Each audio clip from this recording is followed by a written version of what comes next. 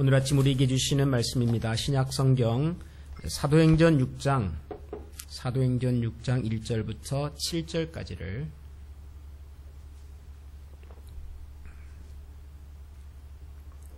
사도행전 6장 1절에서 7절을 한 절씩 교독하겠습니다.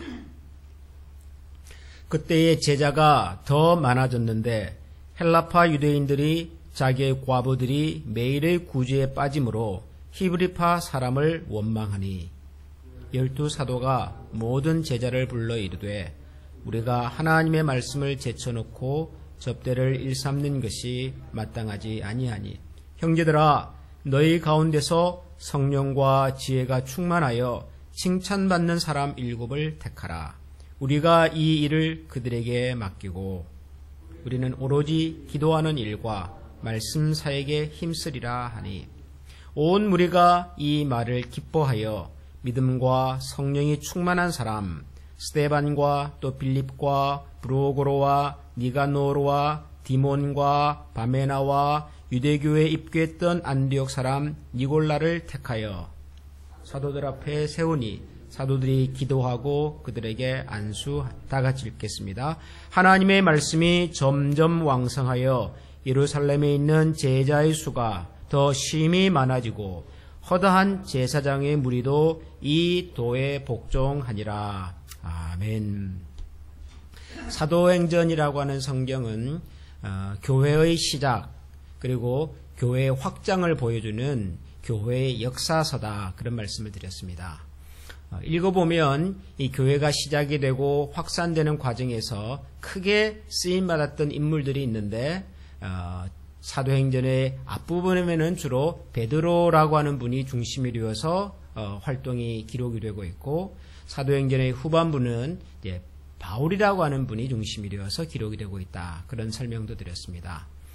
베드로는 하나님께서 유대인들을 대상으로 복음을 전하는 과정에서 주로 사용하셨던 그런 하나님의 일꾼이셨고요. 바울은 이방인들에게 복음을 전하는 일에 주로 쓰임을 받는 그런 일꾼이셨습니다. 그래서 사도행전의 전반부는 주로 복음이 예루살렘을 중심으로 해서 확산되어 가는 과정을 기록하고 있고, 이제 사도행전의 후반부로 넘어가 보면 이 복음이 예루살렘을 떠나서 이방 지역으로까지 어떻게 확산이 되었는가 하는 것을 주로 보여줍니다. 그 과정에서 오늘 우리가 읽은 이 사도행전 6장에는 아주 의미 있는 중요한 내용이 하나 기록이 되어 있습니다. 우리가 흔히 초대 교회의 7집사라고 불리는 7분의 교회의 직분자들이, 교회의 지도자들이 세워지는 그런 내용입니다. 먼저 그 배경을 보면 6장 첫 시작이 이렇습니다. 그때의 제자가 더 많아졌는데 헬라파 유대인들이 자기의 과부들이 매일의 구제에 빠짐으로 히브리파 사람을 원망했다, 그런 내용이 등장을 합니다. 그때의 제자가 더 많아졌는데, 이 말은 오순절 이후로 사도들을 중심으로 해서 이제 복음을 전하고 또 베드로 같은 분은 성전 미문에 앉아서 평생을 지냈던 병자를 고치기도 하고, 이런 사도들을 통하여 왕성하게 복음이 전해지면서 수많은 사람들이 모이기 시작을 했죠. 예루살렘에서 하나님을 예배하고 성도의 교제를 나누는 교회가 시작이 된 거죠. 이게 하루에 3,000명씩, 어떤 때는 5,000명씩 이렇게 사람들이 모이기 시작하면서 이제 교회에 너무 많은 사람들이 모이게 된 것입니다. 그 당시 교회가 했던 중요한 일 중에 하나는 하나님께 예배드리는 것과 함께 가난한 사람들, 어려운 사람들을 교회가 살피고 돕는 일을 했습니다. 구제하는 일을 했던 거죠. 근데 사람이 많다 보니까 이 많은 사람들에게 똑같이 잘 섬기고 살펴서 모든 사람들이 만족할 만한 일을 하기가 쉽지가 않았던 거죠. 아마 그 중에서도 두 종류의 이 성도들이 있었는데, 출신 배경에 따라서 한쪽은 원래부터 예루살렘에 계속 살아왔던 유대인들, 이 사람들을 성경에서는 히브리파 사람들 이렇게 얘기를 합니다. 또 한편으로는 이제 이스라엘이 사실 로마의 침공으로 이제 나라를 잃고 로마의 식민지로 살고 있지 않았습니까? 그래서 이 유대 사람들이 예루살렘 바깥으로, 이스라엘 바깥으로도 많이 이제 떠나게 되고, 그러는 과정에서 이제 다른 지방에 살고 있었던 유대인들도 있었던 거죠. 우리 같으면은 이민자 이렇게 말해도 되겠죠. 우리가 미국서 살다가 이제 한국에 잠깐 방문하면 우리는 이제 미국파 한국인 뭐 그렇게 이해가 되지 않겠습니까? 뭐 일종의 그런 거죠. 교회 안에 계속해서 예루살렘에 살았던 히브리인들도 있고, 또 외국에 다니면서 여기저기 다니면서 들어왔던 헬라파 유대인들도 있고. 그런데 이제 상대적으로 사도들도 다 유대인들이고, 그 지역도 예루살렘이고, 그러다 보니까 아마도 이 헬라파 유대인들, 다른 지역에서 좀 이렇게 살다가 들어왔던 유대인들이 상대적으로 구제 사역에서 좀 소외가 되었던 것 같아요. 그래서 이제 이런 불만들이 쌓여서 이제 얘기를 하게 되겠죠. 왜 우리는 말이지 맨날 일찍 가도 좋은 자리 못 앉고 다 떨어졌다고 가보면은 자기들은 먹고 있고 말이지. 뭐 이런 식의 이제 불만들이 쌓이다 보니까 사도들이 의논을 했습니다. 야, 우리가 지금 이 많은 성도들을 돌아보고 살피는 일을 우리가 다 하기에는 너무 벅차고 감당하기가 어렵지 않느냐. 그러니 이런 일을 전담할 수 있는 사람들을 교회에 세워서 구제와 봉사하는 일에 좀 집중하도록 하면 좋겠다. 그러면 우리도 하나님의 말씀을 전하고 기도하는 일에 더 집중할 수가 있으니, 그렇게 의논을 해서 이제 교인들과 함께 기도하며 사람을 세우기 시작한 거죠. 기준은 성경에 보니까 두 가지였습니다. 형제들아, 너희 가운데서 성령과 지혜가 충만하여 칭찬받는 사람 7을 택하라. 우리가 이 일을 그들에게 맡기겠다. 교인들 중에서 지혜롭고 또 성령이 충만한 사람 7을 선택을 하면 이제 그분들에게 이렇게 가난하고 어려운 사람들을 돌아보는 구제의 일을 맡기겠다. 사도들이 그렇게 얘기를 한 것이죠. 그래서 온 성도들이 그 말을 기뻐하여 성경에 보니까 믿음과 성령이 충만한 사람 7을 선택을 했습니다. 그 선택한 7명의 이름이 오늘 우리가 읽은 성경 6장 5절에 보니까 스데반으로부터 시작을 해서 빌립, 그리고 제일 마지막에는 안디옥 사람 니골라라고 하는 사람에 이르기까지 이렇게 등장을 합니다. 사도들이 그들에게 기도하고 안수하여 교회의 일을 맡기고, 그리고 난 다음에 하나님의 말씀이 점점 왕성하여 예루살렘에 있는 제자의 수가 더 많아졌다. 오늘 우리가 읽은 말씀의 내용이지요. 아, 교회에 새로운 일꾼이 세워졌구나 하는 것을 알 수가 있습니다. 그런데 여러분, 교회에 왜 일꾼이 필요했을까요? 예루살렘 교회는 왜 7분의 사람들을 지도자로 세웠죠? 아주 단순한 이유였죠. 그분들이 해야 할 일이 있었기 때문에, 그분들이 맡아서 감당해야 할 일이 있었기 때문입니다. 이것을 요즘 말로는 사역 그러죠. 사역이라고 하는 말이 일입니다. 일. 교회가 왜 직분을 세웠을까요? 하나님의 교회가 감당해야 하는 사역이 있어서 그 사역을 위하여 사람을 세워서 맡기는 것이 그게 직분입니다. 직분. 그래서 교회 역사 속에서 등장하는 직분은 어떤 경우에도 사람의 지위라든가 대외적인 영향력이라든가 혹은 이렇게 능력이라든가 이런 것들을 나타내는 것이 전혀 아닙니다. 이제 이 초대교회에 등장했던 7분의 지도자 외에도 우리가 사도행전 뒤에 나오는 여러 서신서들을 읽어보면 교회에 등장했던 직분들이 여러 나옵니다. 대표적으로 에베소서 4장을 읽어보면 주님께서 교회에 이런 직분자들을 세웠는데 라고 하면서 사도와 선지자들과 목사와 교사와 복음 전하는 자들과 하면서 쭉 교회에 있었던 직분자들이 등장을 합니다. 근데 이 모든 분들이 다 교회가 해야 할 사역 때문에 등장했던 사람들입니다.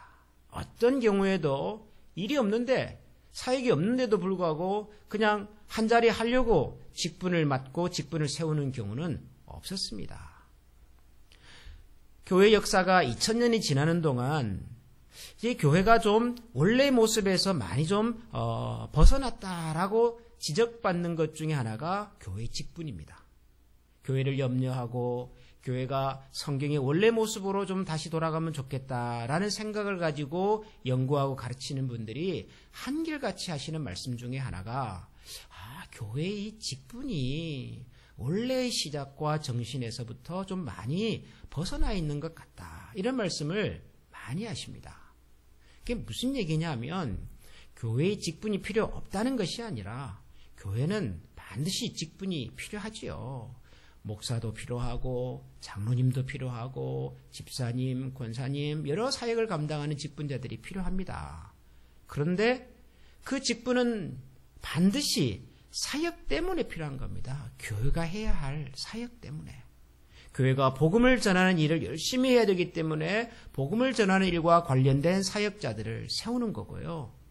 교회가 또 가난하고 어려운 사람들을 돕는 일을 해야 하니까 그 일을 맡아서 교회 재정을 잘 관리할 수 있는 분들을 또 직분자로 세우는 거고요.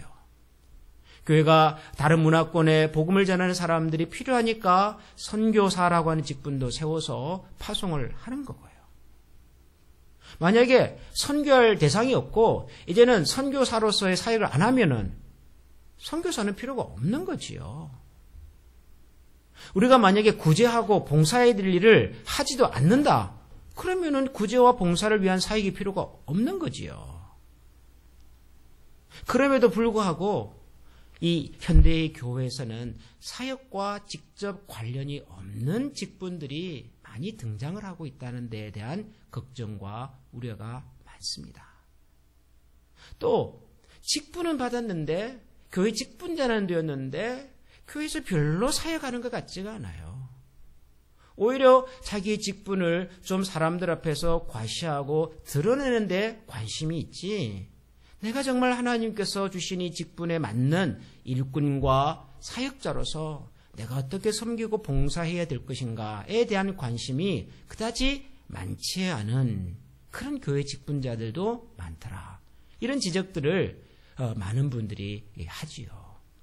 그래서 가장 이제 안타까운 것은 교회에서 직분자를 세우는 그 과정과 방식이 마치 초등학교 때 뭐 이렇게 반의 대표 세우는 것보다도 더 유치할 때가 있어요.